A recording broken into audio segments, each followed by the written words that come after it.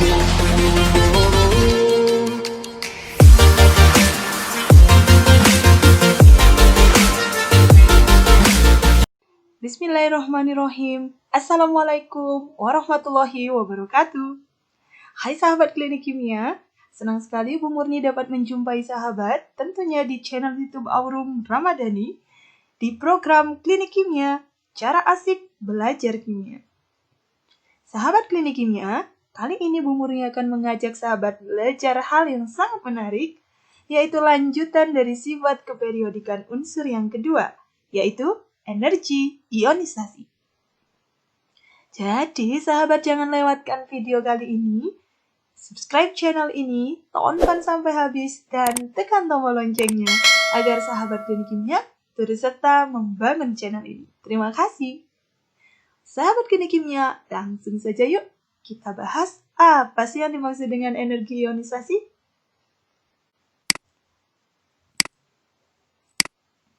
Sahabat klinik kimia, energi ionisasi adalah jumlah energi minimum yang diperlukan untuk melepaskan elektron yang terikat paling lemah dari sebuah atom gas. Kata kuncinya di sini adalah energi minimum yang diperlukan untuk melepaskan elektron yang terikat paling lemah dari sebuah atom gas. Nah, mengapa sih suatu atom itu harus melepaskan elektronnya? Seperti yang sudah kita bahas bahwa tujuan suatu atom melepaskan elektronnya adalah untuk mencapai kestabilan. Nah, sahabat klinik kimia, di energi ionisasi ini kita akan mengenal istilah energi ionisasi pertama atau potensial ionisasi pertama, energi ionisasi kedua, dan seterusnya. Seperti apa sih energi ionisasi itu? Misalnya kita punya kalsium. Dari data yang kita dapatkan, kalsium atau atom Ca itu memiliki nilai energi ionisasi pertama sebesar 590 kJ per mol. Artinya, ketika awalnya atom Ca berbentuk wujud padat atau solid, dia akan mengalami sublimasi sehingga didapatkan atom Ca yang berwujud gas. Nah, ketika atom Ca ini akan melepaskan satu buah elektronnya, ia memerlukan energi sebesar 590 kJ per mol. Jadi ini energi yang diperlukan. Nah, energi yang diperlukan inilah yang disebut dengan energi ionisasi. Misalnya saja kita ambil 20 Ca. Memiliki konfigurasi elektron 2, 8, 8, 2. Di mana elektron valensi dari atom Ca adalah 2. Nah, untuk mencapai kestabilannya menyerupai gas mulia, berarti elektron valensinya harus 8 ya.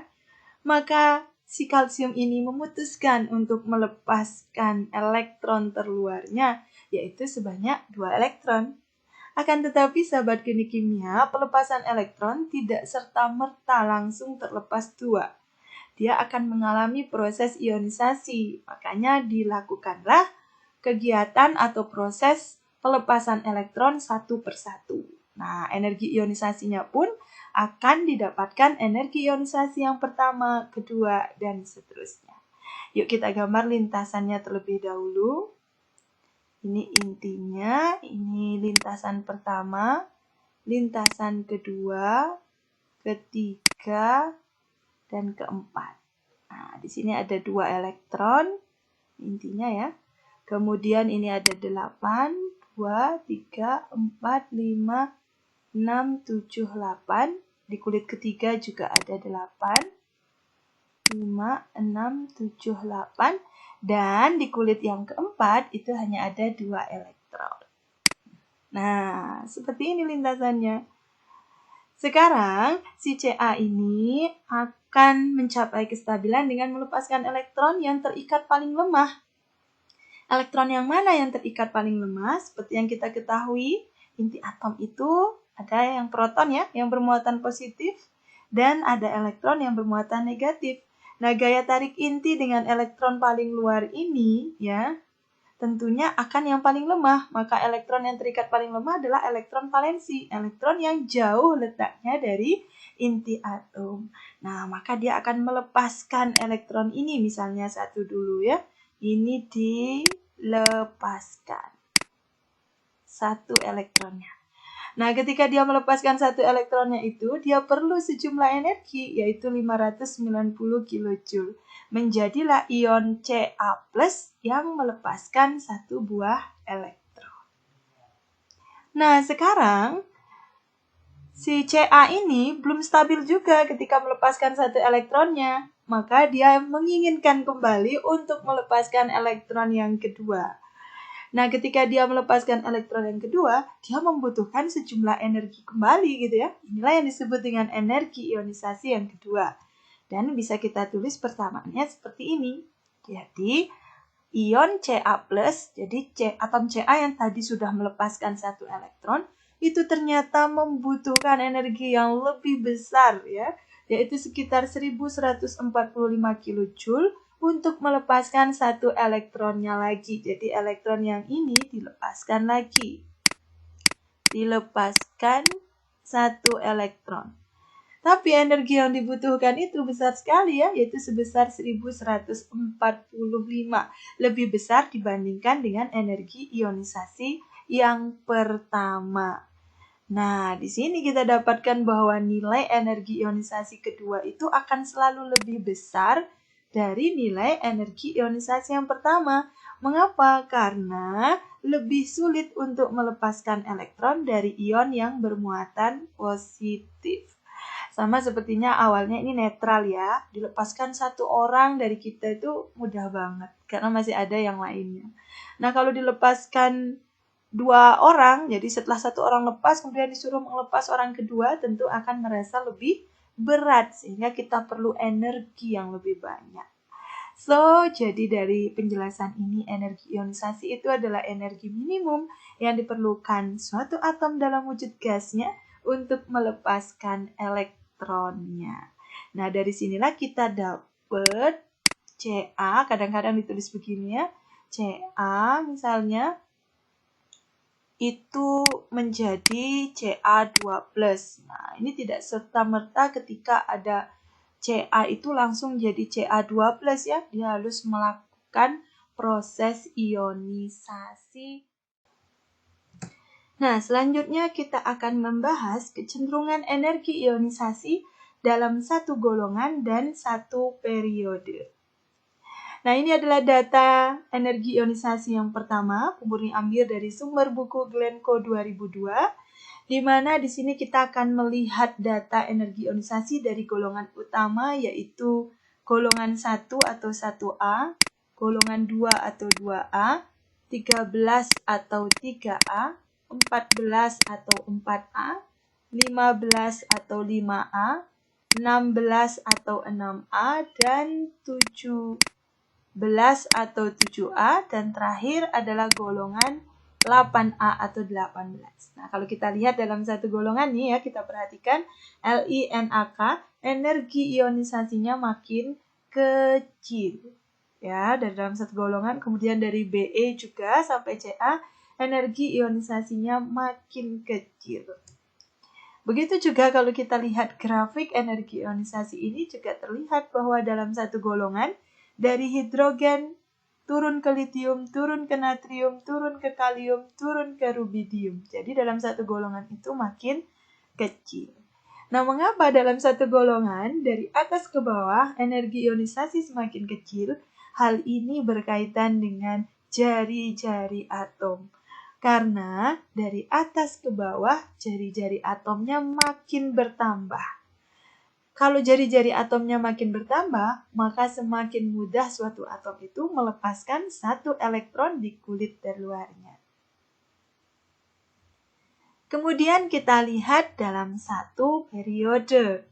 Dalam satu periode, kita ambil periode 2, LiBeBCNOFNe. Ini kecenderungannya kalau kita lihat dari kiri ke kanan, energi ionisasinya semakin besar. Hal ini dikarenakan semakin pendeknya jari-jari sehingga elektron terluar semakin kuat terikat. sehingga dibutuhkan energi yang semakin besar untuk melepasnya. Sekarang Bu Murni akan menjelaskan dalam satu golongan dulu. Jadi satu golongan. Misalnya Bu Murni ambil Li NaK ya. Li itu nomor atomnya 3, berarti 2, 1. Nah, berarti kalau dibuat lintasannya, ini seperti ini. Ini ada 2 elektron, ini ada 1. Sekarang kalau 11 Na, ini 2, 8, 1. Berarti ada 3 kulit ya. Ini intinya 1, 2, 3. Nah, ini terisi 2, ini 8. 3, 4, 5, 6, 7, 8. Dan ini 1. Nah, sekarang kita lihat kalium. Tidak apa-apa, kita buat kalium 19K 28881. Berarti kalau Bu Murni gambar, ini intinya 1, 2, 3 gitu ya. Kemudian 4. Nah, ini ada 2 elektron, ini 8, 4, 5, 6, 7, 8. Ini juga 8, 3, 4, 5, 6, 7, 8, dan ini 1. Nah, sahabat klinik kimia, kalau kita lihat, sudah kita bahas bahwa jari-jari atom dalam satu golongan itu makin besar. Kalau jari-jari atom makin besar, berarti jarak antara inti atom dengan elektron terluar itu makin jauh. Kalau jaraknya makin jauh, berarti gaya tarik antara inti atom dengan elektron terluar makin kecil. Nah, karena gaya tariknya inti ini sama elektron terluar itu makin kecil, jadi misalnya ini dengan ini makin kecil, sehingga elektron ini tidak terikat dengan kuat, akibatnya mudah lepas. Jadi, di sini mudah lepas. Nah, karena mudah lepas, berarti energi yang diperlukan untuk melepaskan elektronnya menjadi kecil. Oleh karena itulah, dalam satu golongan, energi ionisasi semakin kecil. Bisa dipahami ya? Jadi karena jarak antara inti atom dengan elektron terluar makin jauh, makin renggang, jadi untuk melepaskan elektronnya nggak perlu energi yang banyak, itu bisa dengan mudah untuk lepas. Nah, sama dengan golongan lainnya, Be, Mg, Ca. Tentu yang energi ionisasinya lebih kecil adalah Ca, karena jari-jari atom Ca itu paling panjang dibandingkan dengan jari-jari atom Mg, Be yang berada dalam satu golongan yang sama. Nah, sekarang kita bahas kecenderungan energi ionisasi dalam satu periode. Sebelum kita lihat tabel ini, dalam satu periode jari-jari itu makin kecil, gitu ya. Berarti energi ionisasinya akan makin besar berbanding terbalik. Mengapa? Karena kalau dalam satu periode jari-jari makin kecil, berarti gaya tariknya makin kuat. Kalau gaya tarik makin kuat, berarti elektronnya makin susah untuk dilepaskan, sehingga energi ionisasinya makin besar. Nah, seperti itu. Nah, ini adalah grafik energi ionisasi dalam satu periode, yaitu periode ketiga, yaitu Na, Mg, Al, Si, P, S, Cl, Ar. Ini dalam satu periode ya. Nah, sekarang kita perhatikan. Na ketika melepaskan satu elektronnya, energi ionisasi yang diperlukan sebesar 498. Tapi ketika dia diminta untuk melepaskan elektron yang kedua, itu energinya langsung naik. Artinya nggak mau, menjadi nggak stabil gitu ya. Jadi makanya tidak ada Na2+, yang ada adalah Na+. Nah, kalau mau digambarkan itu seperti ini. Ini Na 1, 2, 3, 4, 5, 6, 7, 8. Nah, ini satu elektron di kulit terluar. Kalau ini lepas, satu ya, diperlukan energi 498. Tapi ketika second energi ionisasi yang kedua, dilepas lagi dong satu, misalnya disuruh melepas ini, itu energinya akan sangat besar. Akibatnya Na menjadi tidak stabil lagi. Oleh karena itu, kita hanya akan menjumpai Na itu plus, tidak menjumpai Na itu 2 plus. Karena dengan melepaskan satu elektronnya saja, dia sudah dapat mencapai kestabilan. Gitu. Jadi, tingginya energi ionisasi yang kedua, ketiga, keempat, kelima, keenam menandakan bahwa itu elektron yang dilepaskan itu udah pindah kulit. Jadi bukan lagi yang terikat paling lemah. Yang paling lemah kan yang paling luar. Ketika disuruh yang kedua, itu sudah ngambil elektron dalamnya ini ya. Jadi core elektron namanya. Ini diambil, maka energi yang diperlukan untuk ngambil sangat kuat. Kenapa? Karena sudah dekat dengan inti. Nah, kalau magnesium itu misalnya satu lagi ya, magnesium 12 magnesium 282. Maka elektron valensinya kan 2 ya. Kalau kita gambarkan ini begini. Di 1, 2, 3, 4, 5, 6, 7, 8. Nah, ini 2. Ketika disuruh melepaskan satu elektronnya, dia perlu energi sebesar 736 kJ per mol. Nah, lumayan ya energinya. Tapi ketika untuk melepaskan yang kedua, dia perlu energi sekitar 1445 kJ per mol. Hampir 2 kalinya. Masih oke lah gitu ya. Tapi coba lihat, ketika magnesium dipaksa untuk melepaskan elektron yang ketiga, pengen jadi Mg3+ gitu ya, malah energi yang diperlukan sekitar 7.730 ya. 7 kali lipatnya gitu hampir ya. Itu menandakan bahwa sudah tidak mungkin lagi Mg itu melepaskan 3 elektron ya. Karena cukup saja dengan 2 elektron menjadi Mg2+, ini sudah stabil. Malah kalau dipaksa untuk melepaskan elektronnya satu lagi, dia akan semakin tidak stabil. Nah, jadi garis batas ini adalah garis batas di mana setiap unsur itu telah mencapai kestabilannya. Jadi kalau Na itu dia ya hanya satu kali melepaskan elektronnya. Kalau Mg 2 kali, kalau Al 3 kali, kalau Si 4 kali ya. Di kelima dia sudah tidak stabil lagi. Kalau P itu 6 kali dan seterusnya. Kalau P itu 5 kali dan seterusnya. Nah, sekarang yang kita lihat adalah kecenderungan energi ionisasi pertama saja dalam satu periode. Harusnya dalam satu periode, jari-jari itu makin kecil kan ya. Berarti energi ionisasinya makin besar. Coba kita lihat Na ke Mg. Nah, Na ke Mg ini makin besar. Oke, benar sesuai dengan konsep. Nah, sayangnya Mg ke Al ini dia turun. Nah, harusnya besar ya, tapi ini turun. Kemudian dari Al ke Si naik, oke. Ini kita oke ya, yang dicentang. Kemudian dari Si ke P naik, oke, benar. Karena makin ke kanan makin besar ya. Tapi dari P ke S itu turun. Nah, Ibu Murni arsir. Hati-hati di sini, turun. Kemudian dari S ke Cl ini naik, benar. Dan dari Cl ke Ar juga naik, berarti benar. Nah, berarti dalam satu periode, kecenderungannya adalah energi ionisasinya makin besar.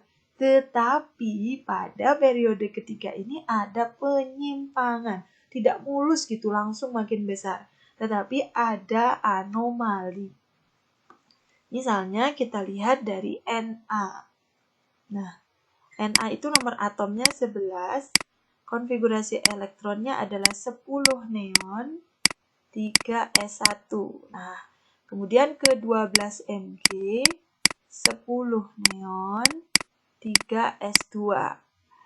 Nah, ketika dari Mg ini naik ya, naik. Berarti benar ya. Ketika dari Mg ke Al itu 13 Al, ini adalah 10 Me, 3 S2, 3 P1. Nah, kita lihat Mg ini penuh ya, subkulitnya penuh terisi elektron, sehingga dia stabil. Ketika memasuki subkulit P, nah ini wajar turun. Kenapa? Karena pada subkulit P ini hanya terisi 1 elektron, sehingga kurang stabil dibandingkan dengan 12 Mg. Akibatnya energi ionisasinya akan turun di sini. Jadi ini didasarkan pada kestabilan konfigurasi elektronnya. Nah, itu alasannya kenapa dari Mg ke Al itu turun. Kalau Al ke Si, 14 Si, ini ya naik pasti ya. Kenapa? Karena elektron mulai mengisi subkulit P-nya. Jadi orbital P-nya dari 1 ke 2 tentu naik. Ini wajar. Karena elektronnya makin banyak. Kemudian ke 15P. Nah, ini juga naik ya. 3S2, 3P3. Ini juga mengalami peningkatan. Karena ini posisinya kalau mau digambar, P-nya sudah begini. 1, 2, 3. Kan gitu ya. Berisi 3 elektron. Nah, ini kondisi setengah penuh. Nah, ternyata dari P ke S, 16S, itu 10 Ne, 3S2, 3P4. Nah, ini turun lagi. Kenapa turun? Karena ini setelah kondisi setengah penuh, ini ada tolakan elektron ke bawah. Mulai berpasangan sehingga menyebabkan tidak stabil lagi ini ya.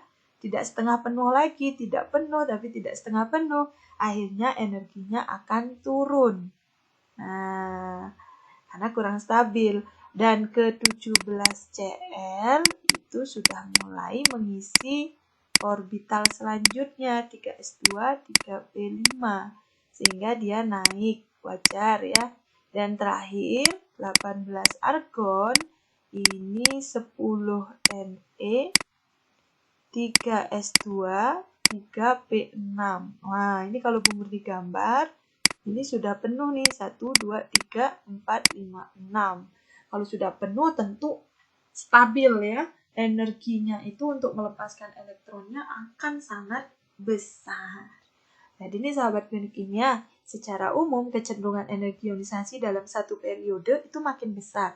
Tetapi ada anomali atau penyimpangan khususnya di periode 3 dan 4. Ya, yang dibahas yang paling sering muncul ada di periode 3. Yaitu hati-hati ketika di Al, nah di Al ini sama di sulfur. Nah, alasannya karena kestabilan konfigurasi elektronnya. Nah, sekarang kita bahas contoh soal dari energi ionisasi. Unsur A, B, dan C merupakan unsur-unsur yang terletak dalam satu golongan. Jika energi ionisasi unsur-unsur tersebut berturut-turut 419, 403, dan 496 kJ per mol ya, urutan unsur tersebut dari atas ke bawah adalah, nah di sini ada kata kunci, mereka satu golongan. Itu golongan ya. Kemudian energi ionisasi unsur-unsur tersebut untuk A itu adalah 419 kJ per mol. Untuk B itu adalah 403 kJ per mol. Dan untuk C adalah 496 kJ per mol. Nah, kata kuncinya di sini adalah satu golongan. Berarti kalau satu golongan, kita berbicaranya sepakat atas ke bawah. Ini satu golongan ya. Ingat, kalau atas ke bawah dalam satu golongan, itu jari-jari makin besar kan ya. Karena kulitnya makin banyak. Dan energi ionisasi berkebalikan dengan jari-jari. Energi ionisasinya makin kecil.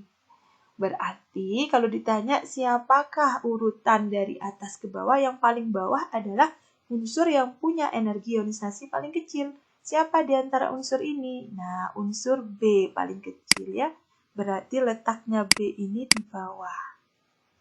Kemudian yang kedua, siapa yang lebih kecil lagi? Unsur A. Unsur A di sini. Dan yang paling atas itu adalah unsur C. Nah, jadi urutan unsur tersebut dari atas ke bawah adalah C, A, B. Jadi makin ke bawah energi ionisasi itu makin kecil. Karena jari-jari atom makin besar gitu ya, makin mudah untuk melepas elektron. Jadi nggak perlu energi yang banyak. Jadi jawabannya adalah B, C, A, B. Udah ya sahabat klinik kimia. Contoh soal dan pembahasan berikutnya yang kedua adalah dari soal SBMPTN 2018. Wow.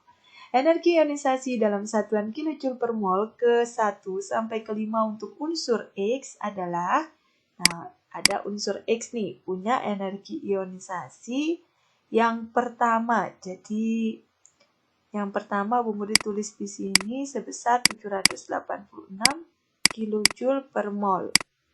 Yang kedua, dia punya 1580 kilojoule per mol. Jadi ini E1 gitu ya. Energi ionisasi ya, atau IE boleh.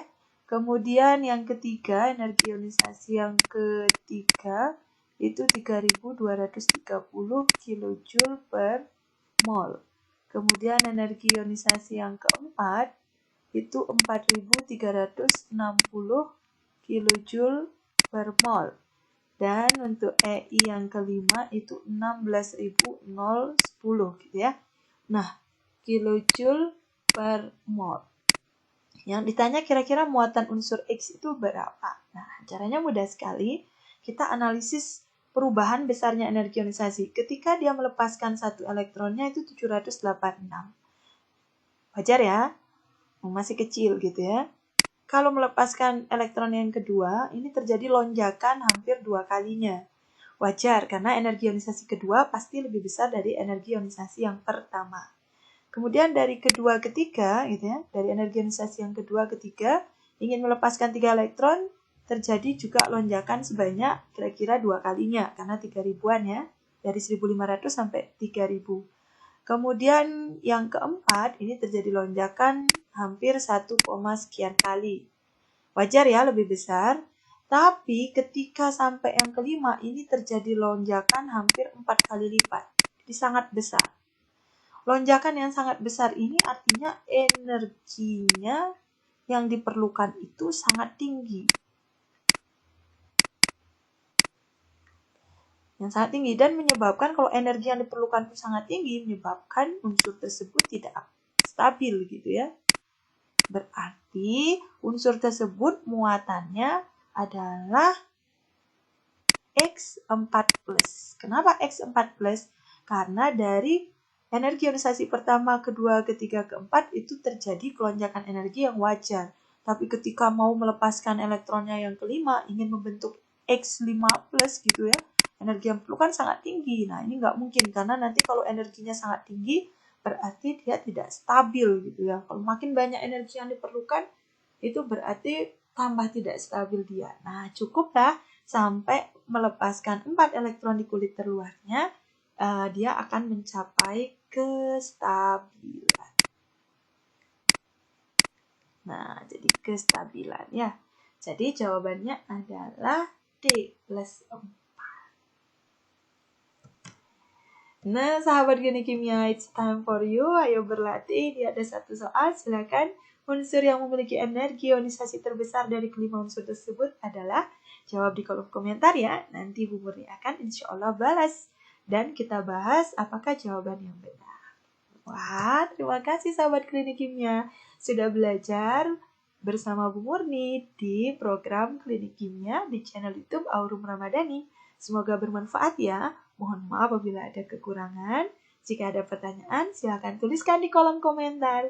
Jika dirasa video ini bermanfaat bagi perkembangan pemahaman sahabat Klinik Kimia tentang materi kimia, jangan lupa untuk like-nya, komen, share, dan subscribe channel ini untuk mendukung dan membuat Bu Murni lebih semangat lagi membuat konten. Terima kasih, Bu Murni akhiri. Assalamualaikum warahmatullahi wabarakatuh. See you next time and have a nice day.